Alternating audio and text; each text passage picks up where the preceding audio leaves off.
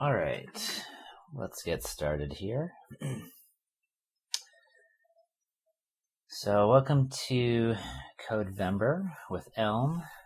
What is today? Day 10. So we've been doing a bunch of WebGL stuff in Elm for the last couple days of Codevember. So today I wanted to try to do some more sophisticated stuff with shaders, and I found a cool tutorial that we're going to get to in a second. Oh, actually, some of my links are up here on the screen.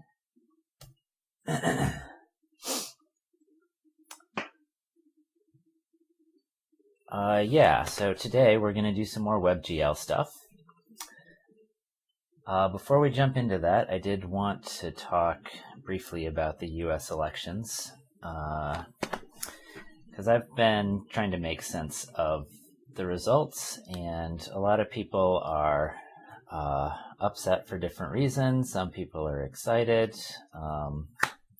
Lots of stuff going on. I think I live in San Francisco. I was a Hillary Clinton supporter, and most of the people in my social groups are upset and shocked. I've been trying to listen to other perspectives on Twitter. It sounds like a lot of the Trump supporters are hoping that his election will lead to what? I guess changes in the status quo of how government works. I guess if you're in that camp, I would encourage you to think about what specific things you hope to see changing in the coming years, and make sure we stay on track for those improvements. I think the biggest thing for me that I have been thinking about right now is trying to support the people who are really scared about the outcome of the election. For myself, kind of in a position of privilege, it's relatively easy for me to separate the distinct things about Donald Trump. One is him being a leader that I don't agree with, and the other is him being a racist, a sexist. He has many allegations of sexual assault against him.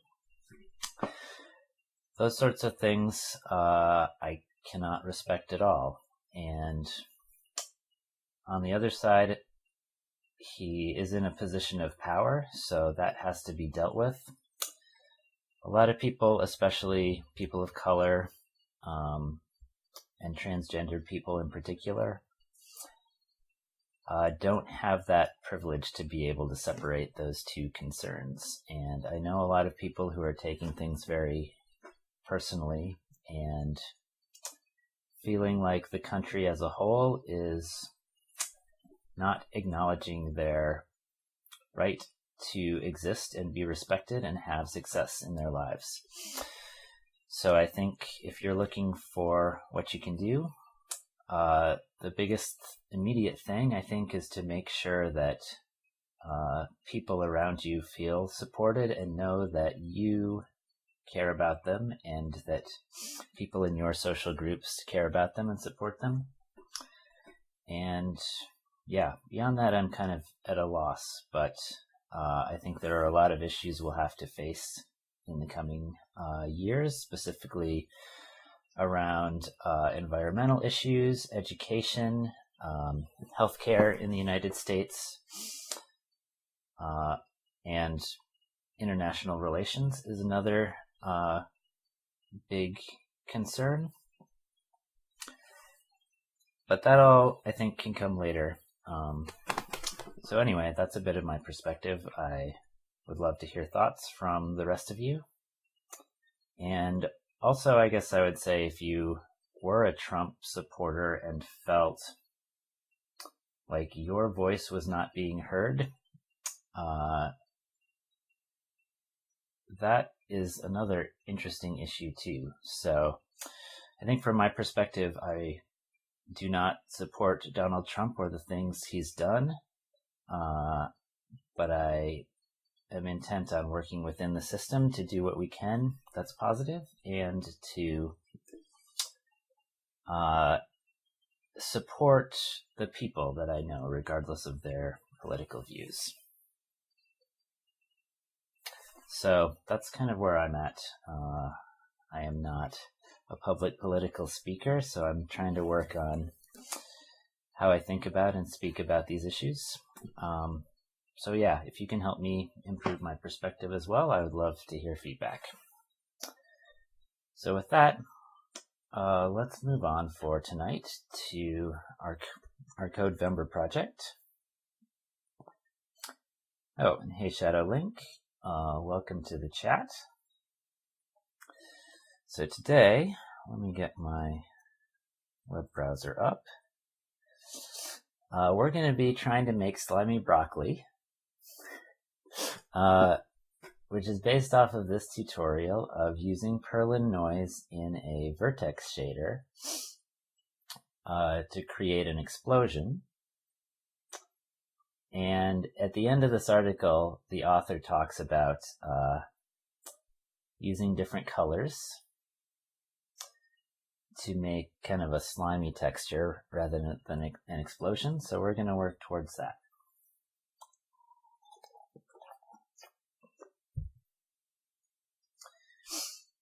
Yeah, kind of sad times this week. I think it's interesting to, I guess I'm not sure where you're from, Shadowlink, but I know in the Bay Area, I think an interesting thing to reflect on is how we are disconnected from the mindset of a lot of other areas of the country. And even people who have family members who've supported Trump. Yeah, I don't know. It's an interesting perspective. Like, personally, I tend to believe there is a common ground that goes beyond, like, I guess for me, I find it hard to believe that there are people out there whose life goal is to be a racist or a sexist. And there are people who may intentionally or unintentionally support those kind of behaviors, but I think there are real issues that matter more to them. Things like their family, things like their financial stability and their career and safety. And I think our larger task is to find a way to make everyone in the United States and in the world as well feel safe and feel like they have the freedom to express their belief and associate with who they want to. And that's kind of the overarching challenge to unify to unify everyone. But yeah, I definitely come from a privileged position and am trying to understand more the perspective of someone who has faced discrimination throughout their life and throughout their career and is demonized or marginalized on a daily basis.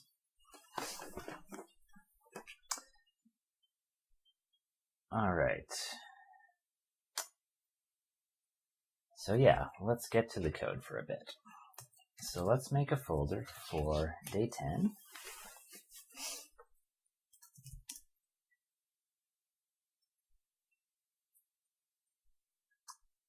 And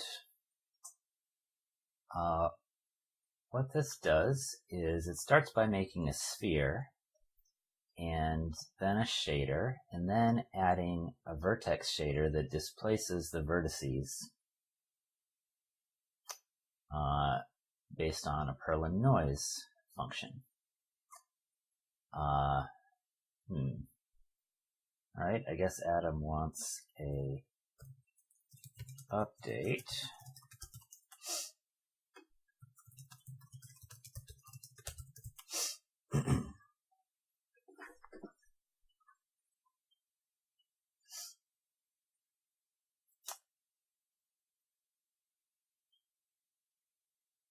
Okay, so day 10, we're going to make our main.elm. And let's start again with the cube example from the WebGL Elm package. And in the examples folder, we have our cube example. I'm going to copy this and stick it in here, and then start up our ElmLive server with day 10 main.elm. And then go to localhost. All right, so there's our cube. So next up, we want to make a sphere. So we need to make a mesh for this. And it seems like this example, they're using 3GS, which has a way to create a sphere pretty easily. But we don't have that in Elm yet. So let's see if we can find an easy algorithm to implement. 4 ways to create a mesh for a sphere.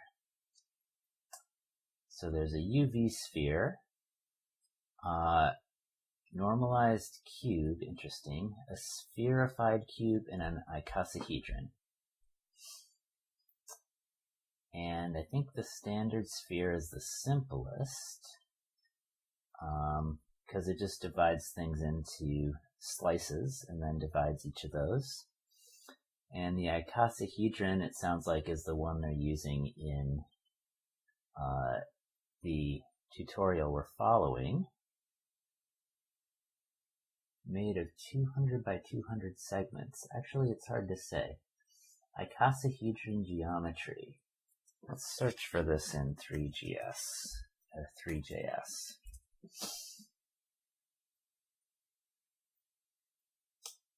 Shoot, are there docs for this? Documentation, okay.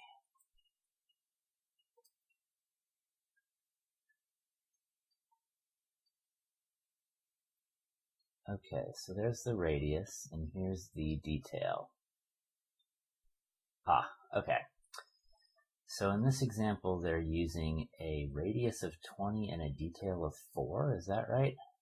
Radius of 20 and a detail of 4.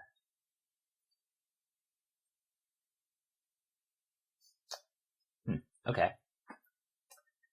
Cool. So let's see if we can find the icosahedron example or algorithm and see if we can implement that. Oh, the pseudocode is not added here due to the length of the algorithm. Well, that's unfortunate.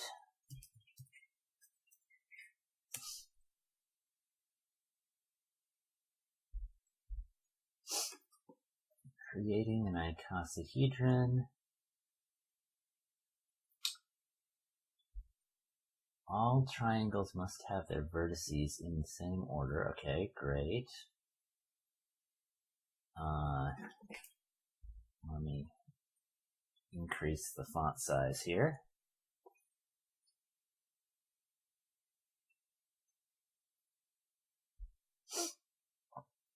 So this is create with a recursion level. Middle point index cache. Interesting. Create 12 vertices of the icosahedron. And then we add the vertices. Okay. Then create 20 triangles. So what does add vertex do in this context? Not quite sure. Then we add faces. Ah, I see. It's putting all the vertices in a map, essentially, so it can refer to them all. So this would be vertex 0, vertex 1, 2, 3, 4, 5, 6, 7, 8, 9, 10, 11. Okay. So then it makes all of the faces. There's 20 faces. And then it recurses. Let's see. Maybe we can search for an Icosahedron algorithm in Haskell, which might be easier to port to Elm. A simple OpenGL Icosasphere. I'm not sure how to say that. Icosphere? Let's see. So we have tetrapoints, tetratriangles, octapoints, octatriangles, then the icosahedron points,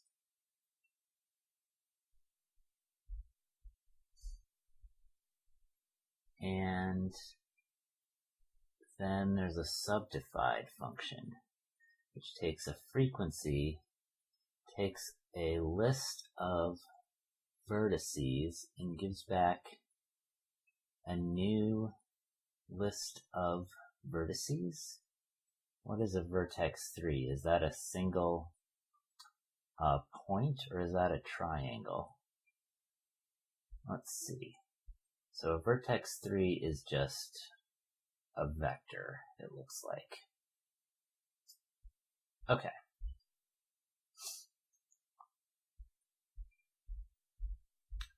And then it subdivides the triangle. Okay. Well, this is probably going to be a lot of work to get this working, but I think I want to go ahead and work towards that tonight. Because having this sphere is going to be useful in general. Maybe we can put it into an Elm package for other people to use as well.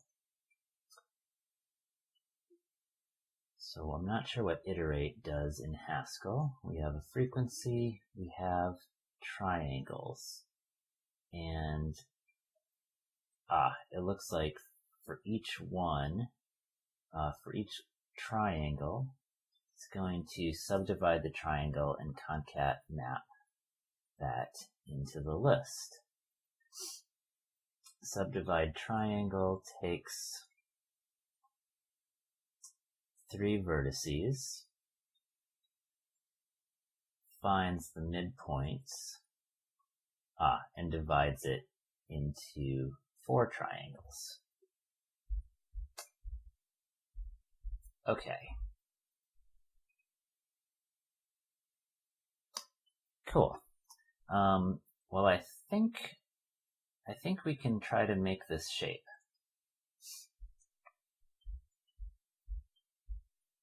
Let's see, and where was subdivide used? Subdivide here. Okay, so these all take the level 1 Icosasphere triangle.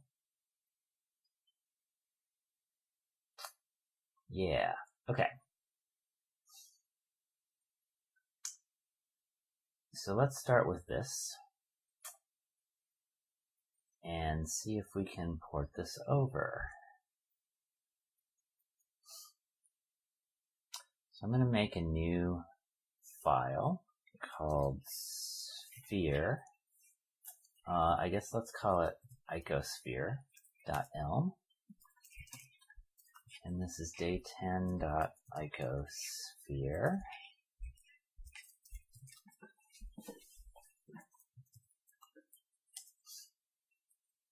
All right, and we're going to have our sphere function, which for now just gives back, excuse me, we're going to give back just a list of triangles, I think, which will be a tuple of vec3s, or triple. So we're going to have a list of triples of vec3s. So essentially a list of triangles. And for starting out, we're just going to have it equal to this. Then this is actually a list. Actually, this is right. This will be a list of triples of vec3. Okay. And then all of these Ico points. I guess this Ico points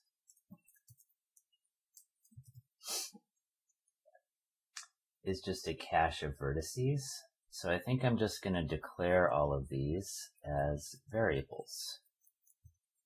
And I'll call this vertex whatever. And we'll have a let block that'll define all of these. And these will just come from here.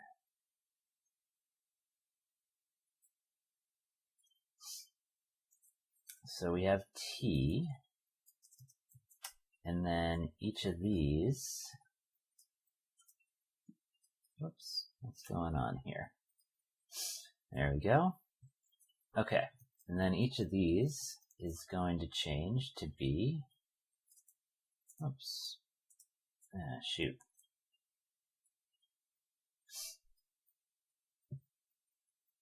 There's like weird tabs in here. Okay, so we'll change that. Okay, got it. And then all of these, we're going to change this to all be definitions of vertex something equals, and in all these cases, these are going to be vec3s with different values. And let's stick the numbers in here.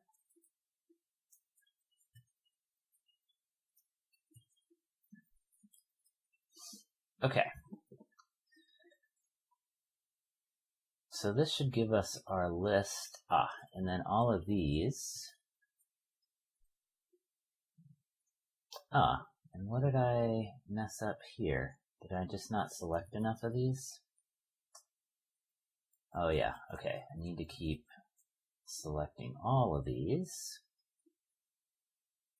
These all are going to say vertex whatever. So here's our list of faces.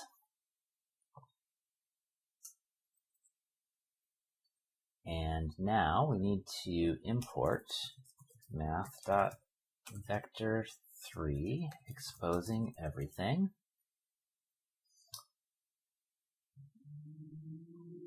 And great.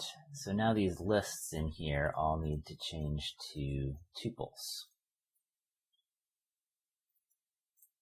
So every one of these is going to change to be a tuple instead of a list. And I think we can actually join all of these up into single lines also. So let's do that as well. There we go. Okay, so we end up with a list of triangles. So let's see if we can render this now instead of our cube. So I'm going to try, rather than cube. Okay, so first we need to make a sphere mesh, which is going to be a drawable of vertex. And I actually want to change this like I usually do to be vertex attributes.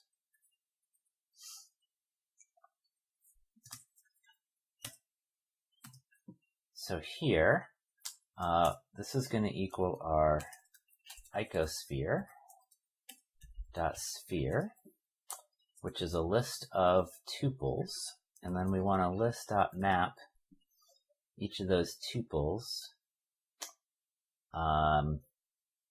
Let's see, what do we need to do? This returns triples. Actually, I think we're good. We just want to map these into triangles. Or no. Oh, I think, yeah, all we're doing is taking the list and sticking it into this triangle WebGL shape type. All right.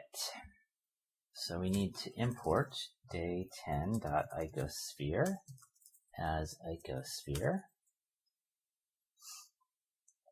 And we messed something up here. Okay. So we need to take the tuples and in each case turn it into a vertex attribute. Got it. Okay. So we are going to need a list.map, and we're going to take the tuple of A, B, and C, which are the vertex locations, and we're going to give back a vertex attributes having a color. Let's make it blue, I guess, for now. And then what else? The position. Oh, do we have to make this into a tuple? I'm getting confused about what triangle takes in our WebGL package, so let's take a look here.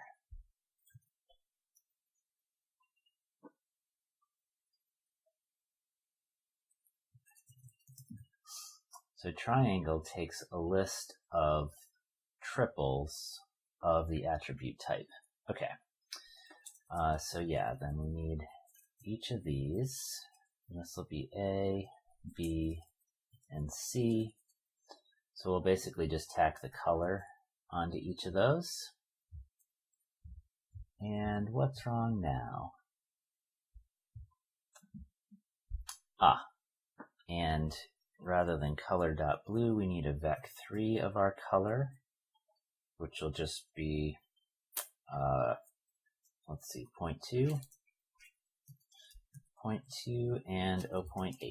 Let's try that. And all of these are vec3s. Okay, so that compiles. So now let's see if we can use our sphere mesh instead of our cube. Hey, there we go. That looks great.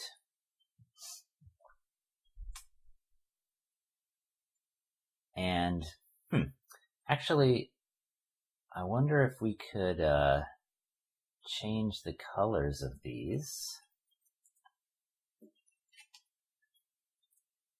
based on their, yeah, there we go. Based on their position. So we'll just put in some temporary coloring for now until we have a real shader. Okay. Let's see. Is this zoomed? There we go. Let me zoom that properly. Okay.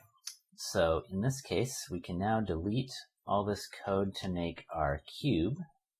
And we are happy with our icosphere.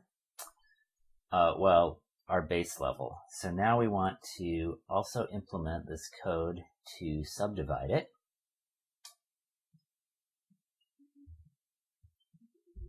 Yeah, that was actually way easier than I was expecting it might. I guess I'm glad we looked up a Haskell version of this code. So let's take this subdivide function and port it to Elm.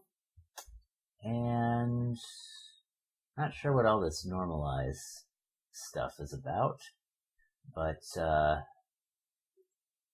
yeah, so let's change this to take an int, which is going to be subdivisions, and we want to take this and pipe it to subdivide with how many subdivisions, and then we will define subdivide here. And this takes a frequency already, and then this type we've already determined is becoming a list of triples of vec3s. It's like the exact same string length. And I'm not sure what this is about. Is this just a... This looks like a simpler version, or one that this does a single subdivision. So it looks like they're recursing or something based on that. So I guess we want to do something like if frequency equals 0, or is less than or equal to 0, just to be safe, then we're going to return the triangles. Otherwise, we are going to call subdivide again and recurse with frequency -1, and then pass in the result of subdividing the triangles. So we'll do one subdivision and then recurse and subdivide again. So I think that's what we want in general. And then in our let, which Elm doesn't have wheres,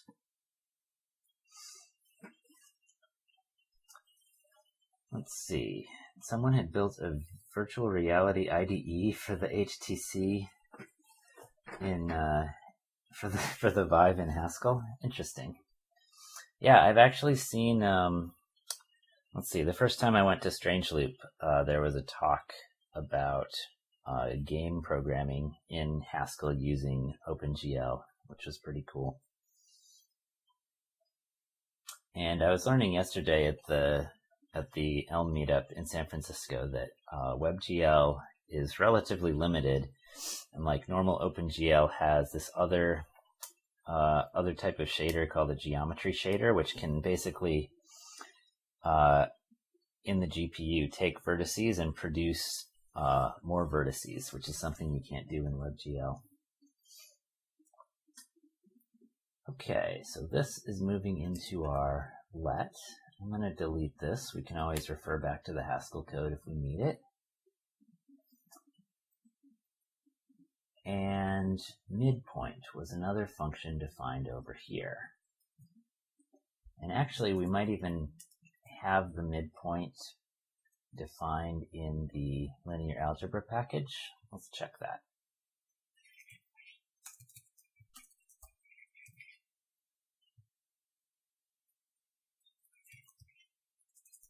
Nope.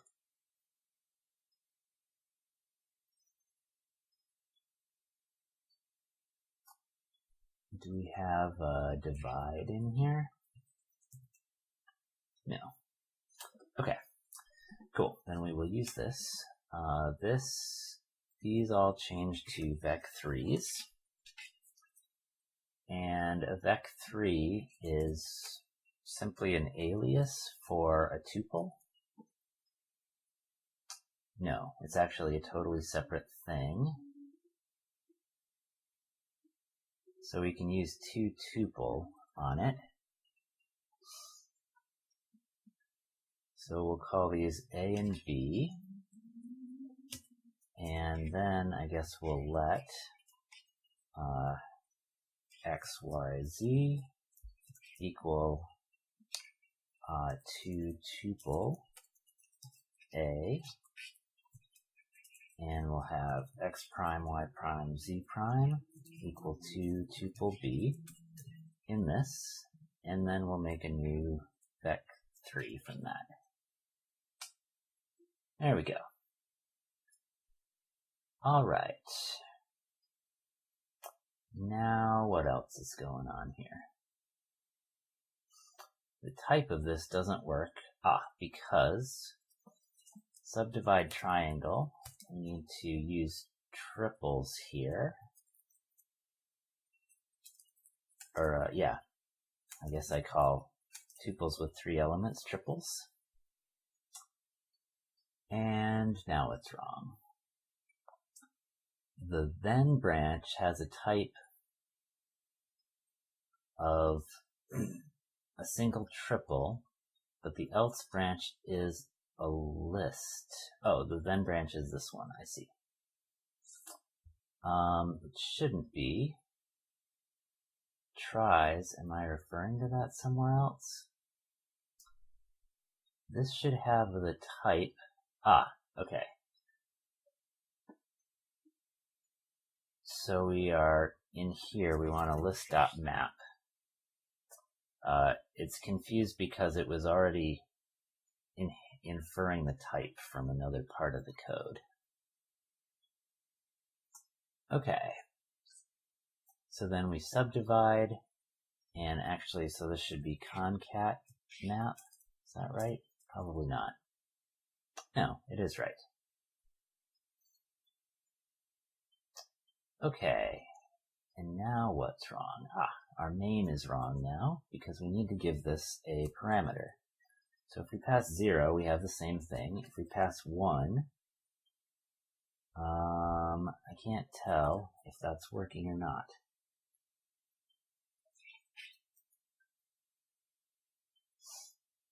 I really can't tell.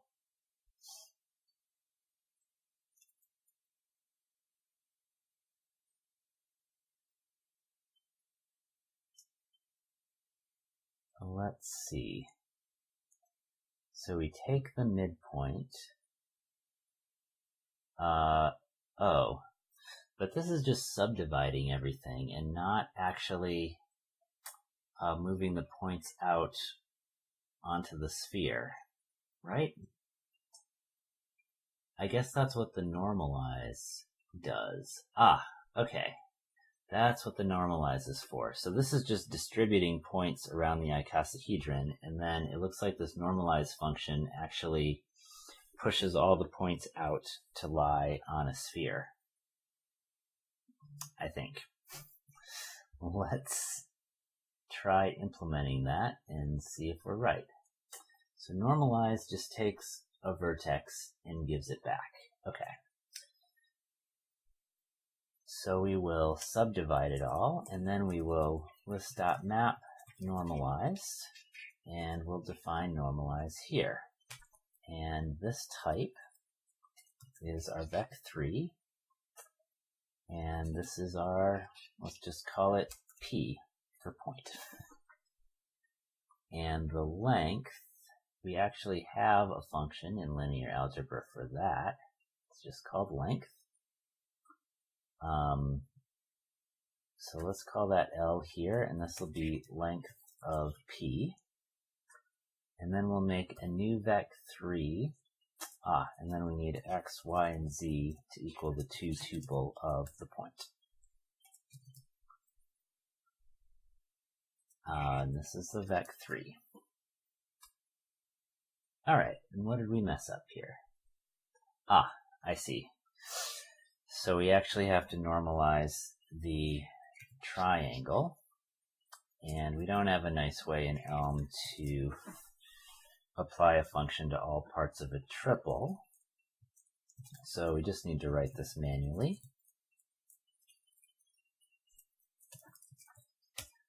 So this will just normalize all the points in the triangle.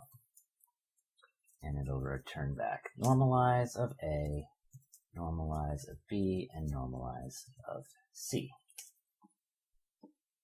And I forgot this, the 3. All right. And then these need to be floats, so we actually need to 2-float the length. Don't we? 2-float is expecting the argument to be an int, but it is a float. Wait, what is wrong here? Oh, length is a function. We renamed it to be called L. There we go. Hey, that looks awesome. So we have our sphere. Great.